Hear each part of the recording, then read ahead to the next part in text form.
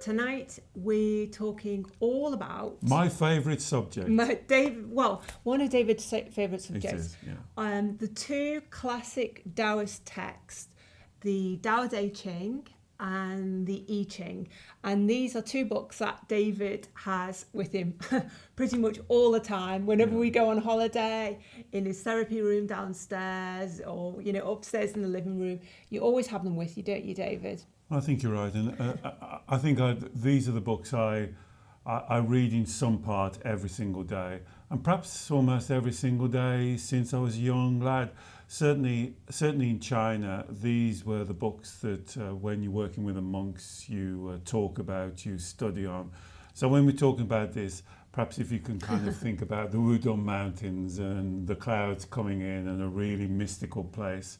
And this is why I love reading these two books that we're going to talk about today, because it kind of transports me back to that time in my life. Okay, so what exactly, in a nutshell, is the Dao De Jing and the I Ching, if someone asked you?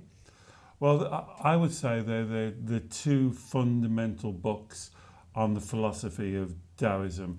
If you take it down, they're the two inspirational books that is well worth reading if you want to understand a little bit more about the teachings of Taoism. Okay, so my understanding is they're quite different books. Yes. And they can be used in quite different ways. Yes. So if we start with the Dao De Jing then, if I was to pick up a copy, you've got a copy of the Dao De Jing there. I've got the copy that I read, so you can see it's well read and it's falling apart. Look. Yeah, and that's how often I read it. And so who's written this copy? So this is a copy that's translated by. It's translated from Manhu Ku and Martin Palmer and Jay Ramsey. Okay. And if you always look out for Martin Palmer. He's a very good translator of Taoist teachings. You've got two main forms of Taoist teachings. The people that go back and read the original scrolls. The Chinese scrolls and translate from the Chinese scrolls. And you get the people like me that translate from a translation. So you've got to kind of understand, because the Dao De Jing is the second most translated book in the world, spiritual book, to the Bible. Okay. The Dao De Jing. Okay, so my understanding is there's a bit of a debate over who wrote the Dao De Jing originally. Well, most people will put it to somebody called Lao Tzu. But Lao Tzu means an old master or a grandmaster. My thoughts, and there's lots of tales and stories, like folk stories, about how he wrote this in a night to leave a city. But I think as you read it and you live with it and you understand it more, I think it's more about a collection of spiritual teachings made up into 81 verses. Okay. Some people think of it as poetry, and it is poetic, but it's not poetry as such. It's almost like spiritual teachings. Yeah, so these spiritual teachings, so it's a spiritual book, it's a philosophical book because it's about the philosophy of Taoism. I mean, the Dao De Jing literally means what? Well, Dao means the flow, the path, the way, as in Taoism. Yeah. And that's what we talk about in Wu Wei. Wu Wei is finding the center path. So the Dao means living your life in that flow. Remember, I'm always talking about a stream flowing down, and that's a good example or an analogy of the Tao. Te means virtue or morals or your standards or your beliefs. Those standards and morals and virtue. It's an old word is really, are you virtuous? Yeah. And Dao De, Te means virtuous. Ching means a worthy book, a canon, a book of note, a book of reverence, a book you should take care of, and that's what Ching means. So I guess, would you say the Dao De Jing is the guide to how to live your life with the flow of the Tao, in accordance with Tao? I think this would be the difference between the I Ching and the Dao De Jing. So the Dao De Jing is more about an inspirational book. I use it the most to help me with my meditations. It's really useful when you're quiet, having a cup of tea, as you've seen me Yeah. do, is just to pick it up and read a couple of lines or a verse. So you The don't, verses are quite short, so you don't have to study hard. you don't have to begin at chapter 1 and work your way through sequentially. You No. can just open it wherever and read a small section. I think you can do both. I think Yeah. it's quite nice to read it at the beginning because there is a path through it, but you can also pick it up and just read it. This book that we're recommending, and perhaps can you put some Yes, links? I will do, yeah. Perhaps you can put some links at the bottom. It's got a kind of a nice intro that gives you a little bit more of the history, because you can read it and go through and read a verse a day, or you can just open it up and read a verse. Or perhaps before you're being mindful or sitting quiet, you could read a verse and then sit quietly. So I would use it as more of a spiritual inspiration. It's more about an analogy. And so two people can read a verse and have a totally different idea about it and discuss it. And that's really what they do in China. They'll recite a verse, and then the monks will sit down and read about what they got from that verse. And I guess, I mean, if you went on Amazon or into a kind of fairly big bookstore, you probably see, well, certainly on Amazon, you'll see dozens and dozens of different translations of the Dao De Jing, and each translation will be different. Slightly different in terms of the meanings, the flow of the text, and how you connect with... Well, can I just stop you? Because not so much the meaning. Because it's almost as though you put the meaning onto the words. So the words will be slightly different. I've done some translations. Perhaps I can read one in a minute. So I guess it's going to be my life work. I think I've done about halfway through now. I'm trying to translate and also put a commentary to what I think the words mean. So I think the meanings are more for you to get that meaning connect from. With, Yes, to get that meaning from. So someone would come up to me and say, "Oh, I love chapter 20," and somebody else would say, "Oh, no, I don't like that one at all. I like chapter 4." Okay. And so that's quite good, because you can say, "Well, what do you like about it?" And when we do a workshop on the Dao De Jing, that's what we're talking about, really. What do you get from that chapter? What's your learning? Because really they're spiritual lessons. And this is why Taoism is not a religion. It doesn't tell you, oh, you should be doing this, you should be doing that, or you're wrong to do this, or you're wrong to do that, or you're going to go to hell, or anything like as like that. It kind of gives analogies, and you take your meaning from those analogies that give you green lights that feel good for you. Okay, so do you want to do a little reading from one of your verses that you've translated? So I'm translating from other people's translations and from my meditations, and for no reason I've just chosen verse 4, and I've just realised I haven't got my glasses on, so I'll try my best. So here goes. So when you're reading a verse, just give yourself a moment and drop your shoulders, find your centre line, and just do a couple of nice, long, deep, calm breaths. Don't rush the verse, and find the rhythm that's right for you. The Tao is the flow of life. It is the well that never runs dry. It is the origin of infinity. It is everything, yet it is nothing. It smooths sharpness, softens hardness, and untangles knots. It glows like a lamp that draws the moth. The Tao exists because it is, but where it came from is a mystery. It has been this way before the beginning of time, before the beginning of the beginning. The Tao has no beginning and no end. And breathe. Great, thank you, David. And so different people will read verses of that, and I would perhaps read the verse first and then just look at two or three lines. You know, it is like the Tao has no beginning and no end. So this is a great Taoist teaching. You hear me say it a lot on these. We come from source, we go back to source, we are source. So the spiritual energy of who we are has no beginning and has no end. Our body might have an end, but who you really are, the essence of who you really are, is infinity. It will go on forever. You can't kill energy. So remember, they were talking about this 3,000 years ago, and now the scientists are coming up and saying similar things. So if I read that verse, so if I was kind of in a dilemma or troubled by something or needed to kind of steady myself and find my Wu Wei, I open the Dao De Jing and I read that verse. What you're saying is there's the potential for me to connect to that understanding, back to that basic truth and principle that you've just said. And then it basically, I guess, as you say, it reminds you of what you already know, but in the heat of the moment, in the heat of situations, in the heat of everyday life, we lose that connection to those truths. And this book is the point of reconnection and just reminding you, I suppose. I think that's a good way to explain it. The word that I would like to use is inspirational.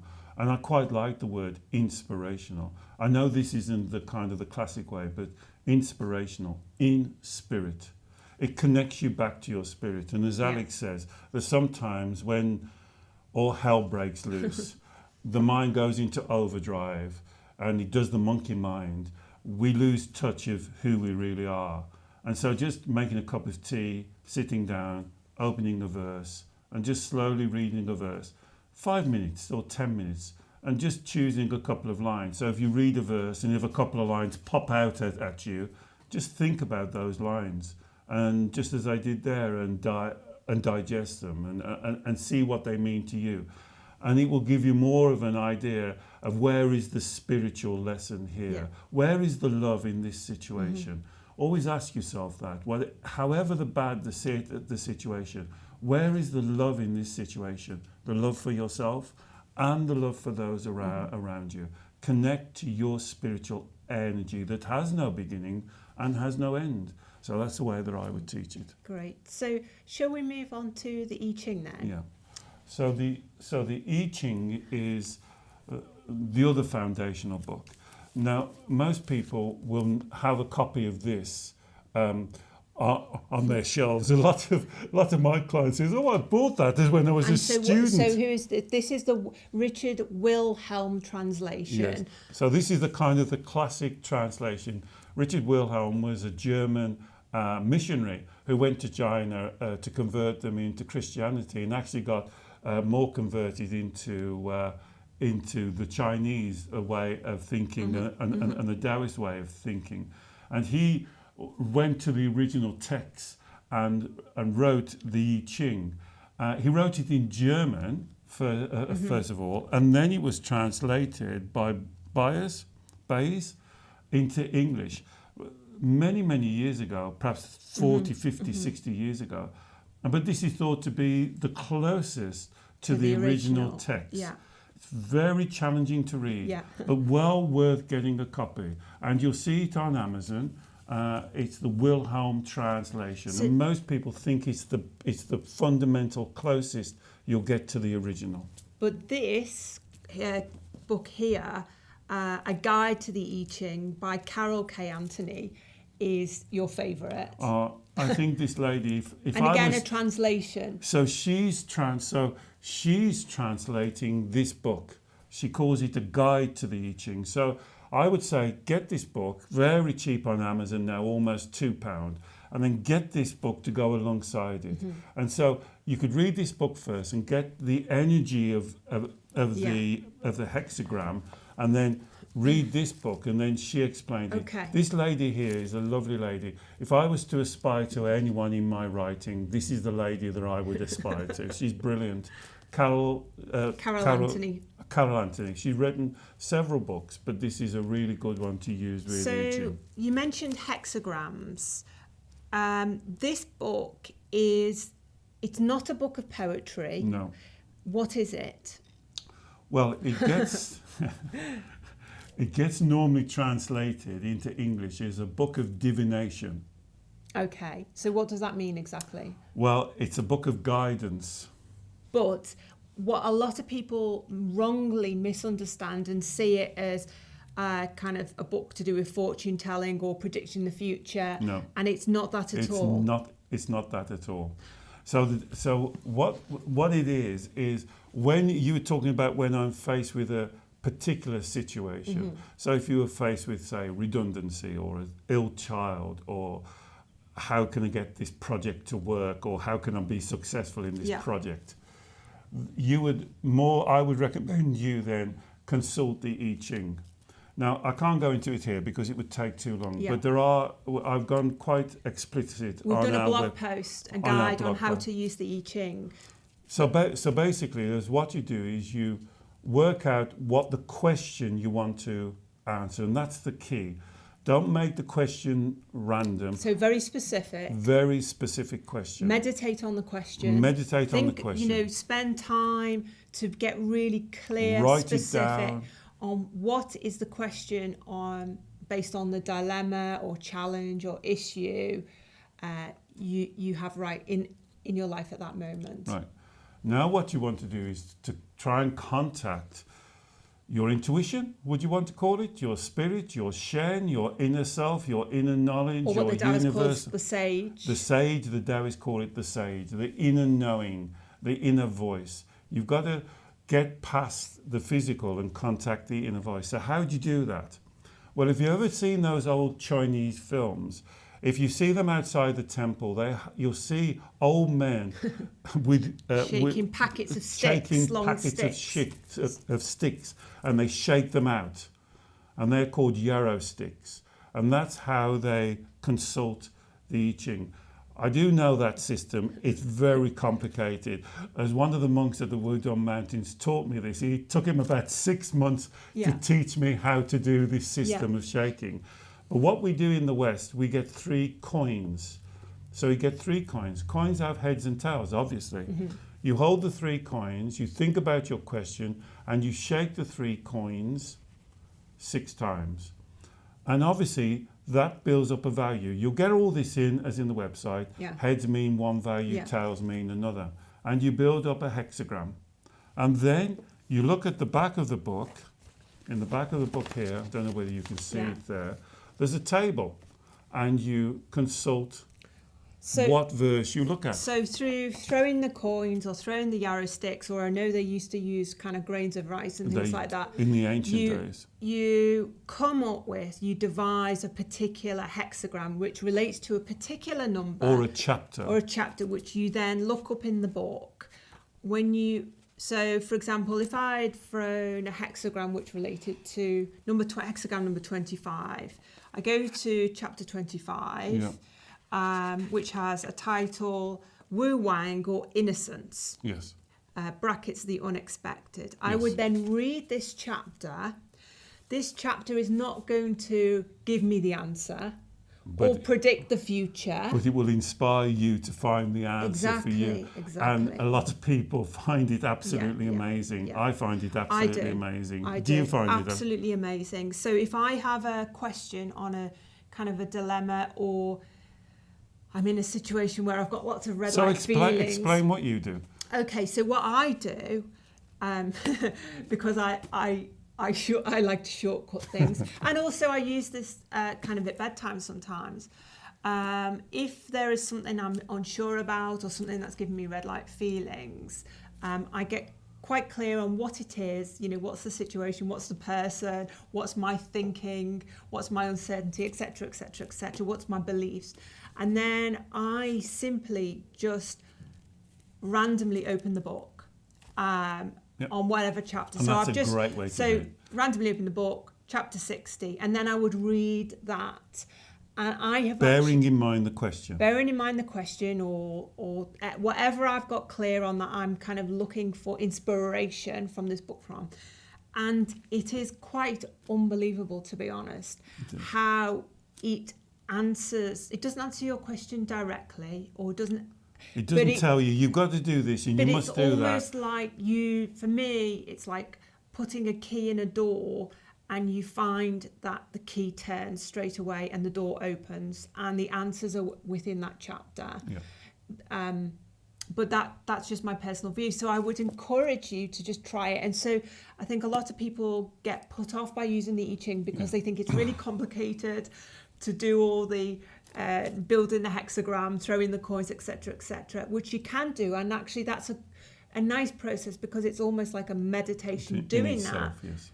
But you don't have to do that at all. Yeah. You can just literally, in a quiet moment, reach for the book, and as long as you're kind of clear on what it is you want from reading the chapter, it is always incredibly inspirational. And in the same way to the Dao De Jing, really, it serves to remind you of those truths that you already know, but you just forget about because of life gets in the way. But what it's doing, because we're all trying our best, and we're all trying to be successful and look after our family and be happy and to flourish.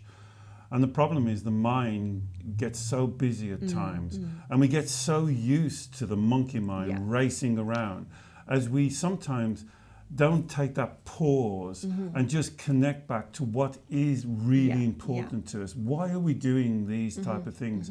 So and you laugh when I say stop it, stop it, but just spending 10 minutes and doing what Alex does. Yeah. Don't get hung up on throwing the coins. If you really want to do that, look at my blog and it'll show you. It's very easy. But you don't even have to do that. Buy the book. Think about the question. That's the key. Make sure the question is succinct. So this is how I treat it. Imagine you're going to a sage, a wise man, and you're going to ask him the question. You wouldn't ask him, is it going to rain tomorrow? You'd ask him a really question that's personal to you. Yeah. And then, as Alex says, just flick the book open and read, and you'll be absolutely amazed. And try also, and get that book done. For some people, I know we do I Ching consultations for some clients as well, don't we? And when either we throw an I Ching for them or they throw it for themselves, you can meditate and think about and consider one chapter, whatever chapter that comes up, for several days, a week, a month even, and still get layers of understanding and appreciation and awareness by returning to the same chapter until you feel like, I've got it, it makes sense, and it's almost like then the energy moves on and the energy flows. So don't think it's difficult, and don't think it's so confusing you can't do it. It can be done very simply, almost like just opening the book. Think of the question, open the book, sit quietly and read the chapter. Yeah. Read it slowly like I did with the Dao De Jing. Don't race. See, the mind will always want to race you on. It's like it's a race to get to A to Z. Remember, you don't go from A to Z. You go A, B, C, pause. And you go nice and steady through. Wonderful. Well, I hope that's given you a good overview of the Dao De Jing and the I Ching, and most importantly, how you can usefully use them in your life, whether it's once a month, once a week, or every day, as David does in his work, and for you personally. And I hope you get lots of enjoyment out of both books. Okay, if you've got any questions or comments, as per usual, please just post them below, and we'd always be very happy to answer them for you. See you soon. Bye. Bye.